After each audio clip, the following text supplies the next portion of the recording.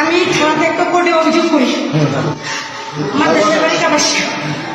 আমি আমাকে বলেছি আমি একজন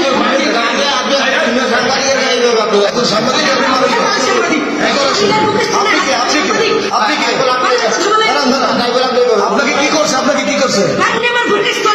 কবে? এটা 11 তারিখে। কোথায় বসে? এটা ওনার অফিসের ভিতরে। ওনার অফিসে আপনি আসছিলেন কেন? হ্যাঁ, আসছি, উনি না একদিন এসছে। আচ্ছা, বলছো তোমার মামলার কাগজপত্র কি? হ্যাঁ ভাই আমি হাটের রুগী, আমার বাবা মারা গেছে হ্যাঁ কাপাসিয়া।